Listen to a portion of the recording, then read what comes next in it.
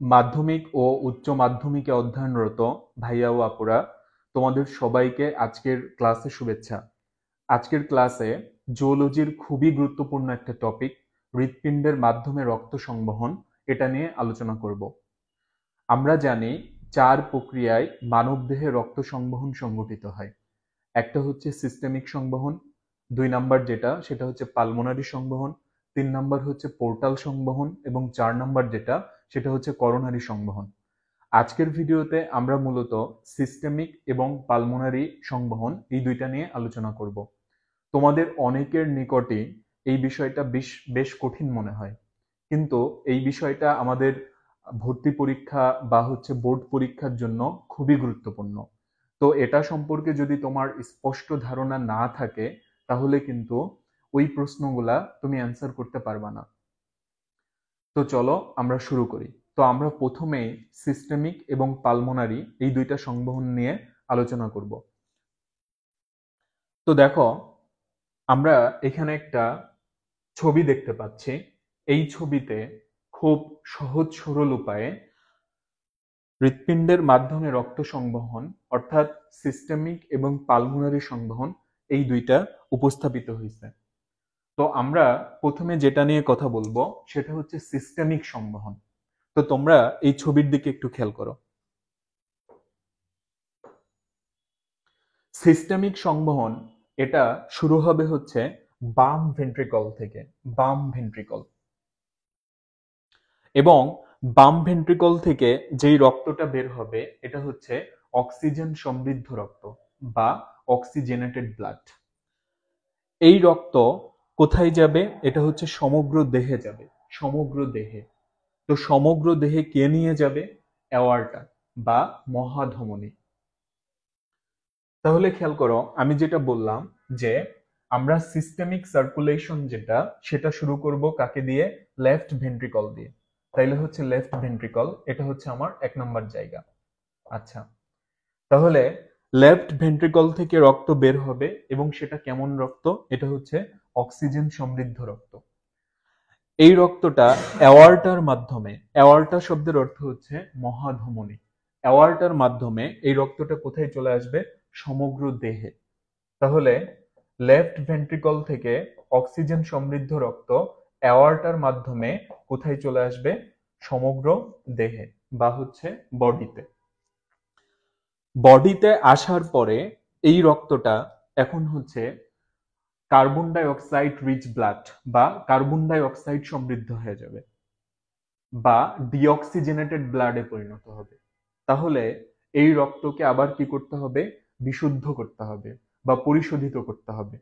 তাইলে আমরা এই রক্তকে অর্থাৎ কার্বন ডাই অক্সাইড রিচ ব্লাডকে যদি আমরা পরিশোধিত করতে চাই, তাহলে এই রক্তকে হচ্ছে ফুসফুসে পাঠাইতে হবে। কিন্তু কথা হচ্ছে বডি থেকে কিন্তু সরাসরি ফুসফুসে রক্ত যাবে না। কার্বন ডাই অক্সাইড সমৃদ্ধ রক্তকে আগে হচ্ছে হার্টে আনতে হবে, দেন হার্টের থেকে সেটা ফুসফুসে যাবে। তাহলে দেখো, বডিতে যে carbon die oxide rich blood আছে, তো সেটা ভেনা কাভার মাধ্যমে, ভেনা কাভা, ভেনা কাভা শব্দের অর্থ হচ্ছে মহাশিরা। দেখো, ভেনা কাভা শব্দের অর্থ কি? মহাশিরা। তো মহাশিরার মাধ্যমে কার্বন ডাই অক্সাইড সমৃদ্ধ রক্তটা কোথায় চলে আসবে? ডান এট্রিয়ামে চলে আসবে, ডান এট্রিয়ামে। দেন ডান এট্রিয়াম থেকে এটা ডান ভেন্ট্রিকলে চলে আসবে, অর্থাৎ রাইট ভেন্ট্রিকলে।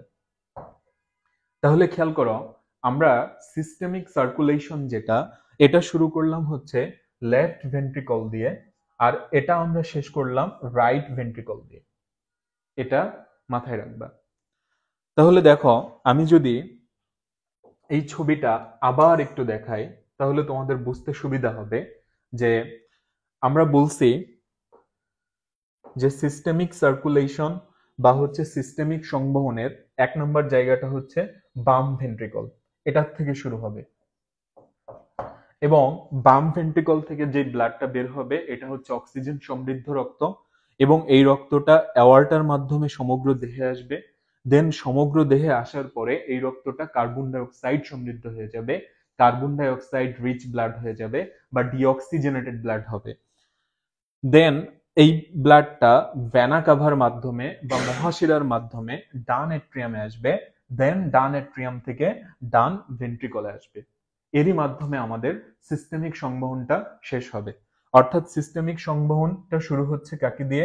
লেফট ভেন্ট্রিকল, আর এটা শেষ হচ্ছে কাকে দিয়ে? Right ventricle. এখন দেখো, আমরা যেটা শিখবো সেটা হচ্ছে পালমোনারি বা ফুসফুসীয় সংবহন। তো এটাকে আমরা পালমোনারি সংবহন কেন বলতেছি?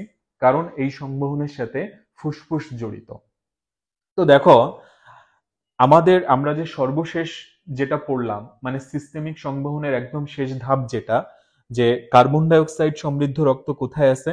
ডান ভেন্ট্রিকলে আছে, ডান ভেন্ট্রিকলে। তাহলে আমাদের পালমোনারি সংবহন এটা শুরু হবে কিন্তু এই ডান ভেন্ট্রিকল থেকে, রাইট ভেন্ট্রিকল থেকে শুরু হবে। তাহলে খেয়াল করো, আমরা এখন যেটা পড়তে চাচ্ছি সেটা হচ্ছে পালমোনারি সংবহন, এবং পালমোনারি সংবহন আমরা শুরু করব কোথা থেকে?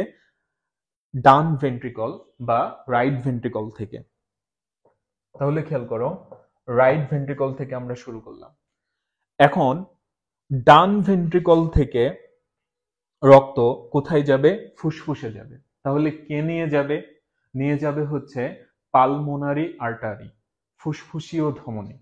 দেখো, এখানে একটা বিষয় তোমাকে বুঝতে হবে, সেটা হচ্ছে যেই রক্তবাহিকাগুলা হার্ট থেকে বের হবে তারা হচ্ছে ধমনী, আর যারা হার্টে ফিরে আসবে তারা হচ্ছে শিরা। তারা কেমন ধরনের রক্ত ক্যারি করতেছে এটা দেখার দরকার নাই, বিষয়টা হচ্ছে সে হার্টের থেকে বের হচ্ছে নাকি হার্টে ফিরে আসতেছে, এটা তুমি খেয়াল রাখবা। যদি হার্টের থেকে বের হয় তাহলে সে ধমনী বা আর্টারি, আর যদি হার্টে সে ফিরে আসে তাহলে সে ভেইন বা হচ্ছে শিরা। তাহলে খেয়াল করো, রাইট ভেন্ট্রিকল থেকে যে ব্লাডটা বের হচ্ছে সেটা কেমন ব্লাড? সেটা হচ্ছে carbon die oxide rich blood, carbon die oxide সমৃদ্ধ রক্ত। এখন এই রক্তটা পালমোনারি ধমনির মাধ্যমে, তাহলে দেখো এটা যে ধমনী বুঝলাম যে হৃৎপিণ্ড থেকে বের হয়েছে, কিন্তু পালমোনারি কেন বললাম? কারণ হচ্ছে এটার গন্তব্য হচ্ছে ফুসফুস, এই কারণে। তাহলে দেখো, কার্বন ডাইঅক্সাইড রিচ ব্লাডটা রাইট ভেন্ট্রিকল থেকে পালমোনারি আর্টারির মাধ্যমে কোথায় চলে যাবে? ফুসফুসে চলে যাবে। তাহলে পালমোনারি আর্টারি তার মাধ্যমে কোথায় চলে যাবে? লাংসে চলে যাবে, ফুসফুসে চলে যাবে। দেন ফুসফুসে যাওয়ার পরে এই রক্তটা কি হয়ে যাবে? অক্সিজেনেটেড হয়ে যাবে, অক্সিজেনেটেড হয়ে যাবে। তারপরে ওই অক্সিজেন সমৃদ্ধ রক্তটা পালমোনারি ভেইনের মাধ্যমে বা পালমোনারি শিরার মাধ্যমে আবার হার্টে ফিরে আসবে। তাহলে দেখো যে এই রক্তবাহিকাটা যেহেতু হার্টের দিকে আসতেছে, এই জন্য এটাকে আমরা বলতেছি হচ্ছে শিরা, আর হার্টের থেকে যেটা বের হবে সেটা হচ্ছে ধমনী। তাহলে পালমোনারি ভেইনের মাধ্যমে রক্ত কোথায় চলে আসবে? লেফট অ্যাট্রিয়ামে চলে আসবে বা বাম অ্যাট্রিয়ামে। তাহলে দেখো, পালমোনারি ভেইন, তার মাধ্যমে রক্ত কোথায় চলে আসবে? লেফট অ্যাট্রিয়ামে। দেন লেফট অ্যাট্রিয়াম থেকে সে হচ্ছে লেফট ভেন্ট্রিকলে চলে আসবে। তাহলে একটা বিষয় খেয়াল করো, যে আমাদের পালমোনারি সংবহন যেটা, সেটা শুরু হয়েছিল রাইট ভেন্ট্রিকল থেকে, এবং এটার সমাপ্তি হচ্ছে কোথায় এসে? লেফট ভেন্ট্রিকলে। অর্থাৎ সিস্টেমিক সংবহনের ঠিক উল্টা। তাহলে দেখো, সিস্টেমিক সংবহনটা শুরু হয়েছিল কাকে দিয়ে? বাম ভেন্ট্রিকল দিয়ে, শেষ হয়েছিল ডান ভেন্ট্রিকলে এসে। আর পালমোনারিটা শুরু হচ্ছে ডান ভেন্ট্রিকল দিয়ে আর শেষ হচ্ছে বাম ভেন্ট্রিকলে এসে। তাহলে দেখো, তুমি যদি আমি যে কথাবার্তাগুলো বললাম এটা যদি তোমার ভালোভাবে মনে থাকে, তাহলে কিন্তু তোমার এই রক্ত সংবহন রিলেটেড যে প্রশ্নগুলা, এটার সমাধান করতে কিন্তু বেশি বেগ পেতে হবে না। তোমরা প্রায়শই এরকম প্রশ্ন আসতে দেখবা যে নিচের কোনটি সঠিক, এবার একটা এরকম ফ্লো চার্ট দেওয়া থাকবে, 4টা অপশনে 4টা ফ্লো চার্ট দেওয়া থাকবে। তো তোমার যদি এই পুরা জিনিসটা তুমি বুঝে থাকো, তাহলে কিন্তু তুমি সহজেই ধরতে পারবা যে কোনগুলা ভুল আর কোনটা সঠিক। তাহলে এখন খেয়াল করো, আমরা যা যা পড়লাম এটার যদি একটু আমরা সামারি আকারে বলি, সেটা হচ্ছে, দেখো এই ফ্লোচার্ট দুইটার দিকে তাকাও, তাহলেই তুমি বুঝতে পারবা যে আমরা কি কি পড়ছি। তো প্রথমত কথা, যে 4 প্রক্রিয়ায় মানবদেহে রক্ত সংবহন সংগঠিত হয়, এবং 1 নম্বর সেটা হচ্ছে সিস্টেমিক সংবহন। তো আগে আমরা যেরকম পড়লাম যে সিস্টেমিক সংবহন এটা শুরু হবে কাকে দিয়ে? বাম ভেন্ট্রিকলকে দিয়ে। বাম ভেন্ট্রিকল, দেন অ্যাওর্টার মাধ্যমে অক্সিজেনেটেড ব্লাড কোথায় চলে আসবে? সমগ্র দেহে, অর্থাৎ দেহের যে টিস্যু অঙ্গ এগুলাতে চলে আসবে। দেন টিস্যু অঙ্গ থেকে কার্বন ডাই অক্সাইড সমৃদ্ধ রক্ত ভেনা কাভার মাধ্যমে ডান অ্যাট্রিয়ামে চলে যাবে, দেন ডান অ্যাট্রিয়াম থেকে ডান ভেন্ট্রিকলে চলে যাবে। তাহলে বিষয়টা হচ্ছে সিস্টেমিক সংবহন শুরু হলো বাম ভেন্ট্রিকল দিয়ে আর শেষ হলো ডান ভেন্ট্রিকলকে দিয়ে। এরপরে আসো পালমোনারি সংবহন, তাহলে এটা শুরু হবে ডান ভেন্ট্রিকল দিয়ে। এখন ডান ভেন্ট্রিকলে কেমন রক্ত আছে? সেটা হচ্ছে carbon die oxide rich blood, সেটাকে অক্সিজেন সমৃদ্ধ করতে হবে। অক্সিজেন সমৃদ্ধ করতে চাইলে আমরা কোথায় নিব? ফুসফুসে নিব। তাহলে কে নিয়ে যাবে? পালমোনারি ধমনী নিয়ে যাবে। তাহলে পালমোনারি ধমনী বা ফুসফুসীয় ধমনীর মাধ্যমে সেটা চলে যাবে হচ্ছে ফুসফুসে। দেন ফুসফুসে যাওয়ার পরে ওই রক্ত কি হয়ে যাবে? অক্সিজেন সমৃদ্ধ হয়ে যাবে। অক্সিজেন সমৃদ্ধ হওয়ার পরে সেটা পালমোনারি বা ফুসফুসীয় শিরার মাধ্যমে বাম এট্রিয়ামে চলে আসবে। দেন বাম এট্রিয়াম থেকে বাম ভেন্ট্রিকলে, আবার বাম ভেন্ট্রিকল থেকে অ্যাওর্টার মাধ্যমে সমগ্র দেহে, সমগ্র দেহ থেকে ভেনা কাভার মাধ্যমে ডান এট্রিয়াম, দেন ডান ভেন্ট্রিকল। এইভাবে আমৃত্যু এই প্রক্রিয়াটা চলতে থাকবে। তাহলে ভাইয়া ও আপুরা, তোমরা নিশ্চয়ই এই টপিকটা বুঝতে পারছো। তো আমরা কোনো একদিন আমরা আর যে বাকি দুইটা সংবহন আছে অর্থাৎ পোর্টাল সংবহন এবং হচ্ছে করোনারি সংবহন, এটা নিয়ে কথাবার্তা বলবো। তো এখনকার মতো এ পর্যন্তই। তোমাদের জন্য অনেক অনেক শুভকামনা রইল এবং তোমাদের প্রতি একটা অনুরোধ রইল যে এই ভিডিওগুলা তোমরা সহপাঠীদের সাথে শেয়ার করবা, যেন তারাও উপকৃত হতে পারে।